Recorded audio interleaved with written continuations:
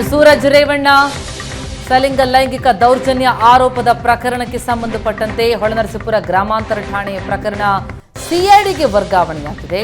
ವರ್ಗಾವಣೆ ಮಾಡಿ ಎಡಿಜಿಪಿ ಹಿತೇಂದ್ರ ಆದೇಶ ಕೊಟ್ಟಿದ್ದಾರೆ. ಕೂಡಲೇ ಕೇಸ್ ಫೈಲ್ ನೀಡುವಂತೆ ಆದೇಶದಲ್ಲಿ ಸೂಚನೆಯಾಗಿದೆ. ಸಿಐಡಿ ಸುಪರ್ದಿಯಲ್ಲಿ ಮುಂದಿನ ತನಿಖೆ ನಡೆಯಲಿದೆ. ಸಿಐಡಿಗೆ ವರ್ಗಾವಣೆಯ ಹಿನ್ನೆಲೆ ಬೆಂಗಳೂರಿಗೆ ಸೂರಜ್ ಕರೆತರುವುದಕ್ಕೆ ಸಿದ್ಧತೆ ಕೂಡ ಆಗಿದೆ.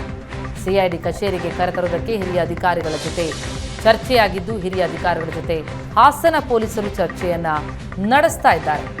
ಒಂದು, ಸೂರಜ್ ರೇವಣ್ಣ ಜನಪ್ರತಿನಿಧಿಯಾಗಿರೋದ್ರಿಂದ, ವಿಧಾನ ಪರಿಷತ್ ಸದಸ್ಯರಾಗಿರೋದ್ರಿಂದ ಜನಪ್ರತಿನಿಧಿಗಳ ನ್ಯಾಯಾಲಯಕ್ಕೆ ಕೇಸ್ ವರ್ಗಾವಣೆಯಾಗಬೇಕಾಗುತ್ತೆ. ಜೊತೆಗೆ ಈಗಾಗಲೇ ಈ ಪ್ರಕರಣವನ್ನ ಸಿಐಡಿಗೆ ವರ್ಗಾವಣೆ ಮಾಡಿರೋದ್ರಿಂದ ಎಡಿಜಿಪಿ ಹಿತೇಂದ್ರ ಆದೇಶ ನೀಡಿರುವಂತಹ ಹಿನ್ನೆಲೆಯಲ್ಲಿ ಸಿಐಡಿ ವರ್ಗಾವಣೆಯ ಹಿನ್ನೆಲೆ ಬೆಂಗಳೂರಿಗೆ ಸೂರಜ್ ಕರೆತರುವುದಕ್ಕೆ ಸಿದ್ಧತೆಯಾಗಿದೆ.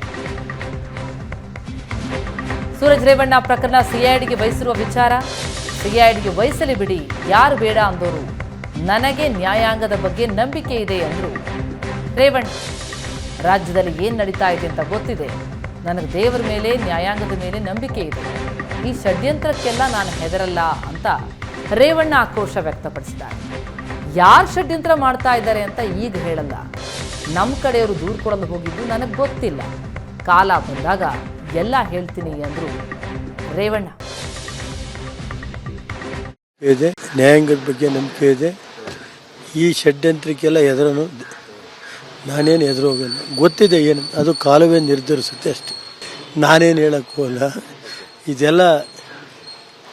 ಇವೆಲ್ಲ ಎದುರಿಸಿ ನ್ಯಾಯಾಂಗ ಇದೆ, ಅದು ಏನೈತೆ ಅದ್ರ ಬಗ್ಗೆ ಗೌರವ ಇದೆ. ನಾವಂತೆ ನೆನ್ನೆ ಸೂರಜೇ ಇಲ್ವಾ, ಏನೇನು ನಡೆದಿದೆ ಗೊತ್ತಿಲ್ವ, ಮೊನ್ನೆಯಿಂದ ನಡೆದಿರೋ ಘಟನೆಗಳು 3 ದಿವಸ. ಈ ಪ್ರಕರಣದ ಬೆಳವಣಿಗೆ ಕುರಿತಾಗಿ ಇನ್ನಷ್ಟು ಡೀಟೇಲ್ಸ್ ಪಡೆಯೋಣ. ನಮ್ಮ ಹಾಸನ ಪ್ರತಿನಿಧಿ ಹರೀಶ್ ಈಗ ಸಂಪರ್ಕದಲ್ಲಿದ್ದಾರೆ. ಹರೀಶ್, ಸೂರಜ್ ರೇವಣ್ಣ ಪ್ರಕರಣಕ್ಕೆ ಸಂಬಂಧಪಟ್ಟಂತೆ ಏನೇನೀಗ ಬೆಳವಣಿಗೆಗಳಾಗ್ತಾ ಇದೆ? ಅದರಲ್ಲೂ ಸಿಐಡಿಗೆ ವರ್ಗಾವಣೆಯಾಗಿರೋದ್ರಿಂದಾಗಿ ಸೂರಜ್ರನ್ನ ಬೆಂಗಳೂರಿಗೆ ಕರೆತರುವಂತಹ ಪ್ರಕ್ರಿಯೆಗಳ ಆರಂಭ ಆಗಿದೆಯಾ, ಹೇಗೆ? ಪ್ರತಿಮಾ, ಸೂರಜ್ ರೇವಣ್ಣನವರನ್ನು ಬಂಧಿಸಲಾಗಿದ್ದು ಈಗಾಗಲೇ ಮೆಡಿಕಲ್ ಟೆಸ್ಟ್ ಸಹ ಮಾಡಿಸಲಾಗಿದೆ.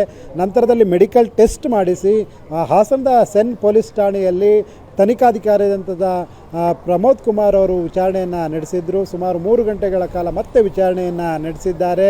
ಸಂಜೆ 5:30 ಒಳಗೆ ಬೆಂಗಳೂರಿನ ಜನಪ್ರತಿನಿಧಿಗಳ ನ್ಯಾಯಾಲಯದೆದುರು ಹಾಜರುಪಡಿಸುತ್ತಿದ್ದಾರೆ ಸೂರಜ್ ರೇವಣ್ಣನವರನ್ನು.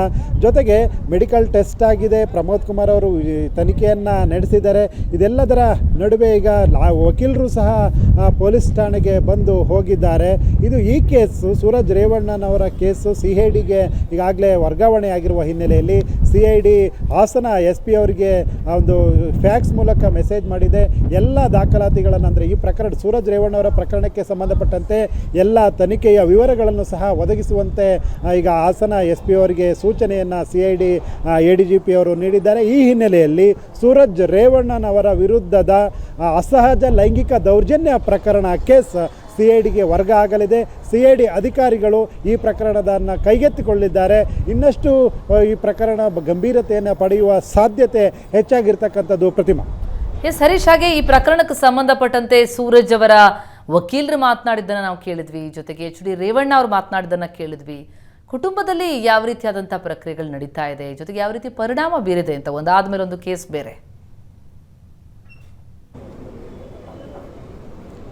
ಪ್ರತಿಮಾ, ಸೂರಜ್ ರೇವಣ್ಣವರ ಪ್ರಕರಣದಿಂದಾಗಿ ಇಡೀ HD ದೇವೇಗೌಡರ ಕುಟುಂಬ ಆಘಾತಕ್ಕೊಳಗಾಗಿರೋದಂತೂ ಸತ್ಯ. ಯಾಕೆಂದರೆ ಪ್ರಜ್ವಲ್ ರೇವಣ್ಣವರು ಈಗ ಜೈಲಿನಲ್ಲಿದ್ದಾರೆ, ಭವಾನಿ ರೇವಣ್ಣವರು ಮತ್ತು HD ರೇವಣ್ಣವರು ಬೇಲ್ ಮೇಲೆ ಇದ್ದಾರೆ. ಈ ನಡುವೆ ಗನ್ನಿಕಡ ತೋಟದಲ್ಲಿ ಇದ್ದಂತಹ ಸೂರಜ್ ರೇವಣ್ಣವರ ಮೇಲೆ ಈ ರೀತಿಯ 377 ಕೇಸು ದಾಖಲಾಗಿರ್ತಕ್ಕಂಥದ್ದು ಅಕ್ಷರಶಃ HD ದೇವೇಗೌಡ ಕುಟುಂಬಕ್ಕೆ ಒಂದು ರೀತಿಯ ಬರಸಡಿಲು ಬಡಿದಂತಾಗಿರೋದಂತೂ ನಿಜ.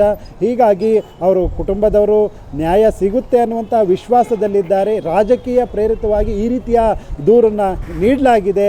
ಇದರ ಹಿಂದೆ ರಾಜಕೀಯ ಷಡ್ಯಂತ್ರ ಇದೆ ಅಂತ ಹೇಳಲಾಗ್ತಿದ್ರು ಸಹ ಈ ಪ್ರಕರಣ ಈಗ ಬಂಧನ ಆಗಿರುವ ಹಿನ್ನೆಲೆಯಲ್ಲಿ ನಿಜಕ್ಕೂ ಅವರ ಕುಟುಂಬಕ್ಕೆ ಒಂದು ರೀತಿಯ ಶಾಕನ್ನು ನೀಡಿರೋದಂತೂ ಸತ್ಯ. ಪ್ರತಿಮಾ.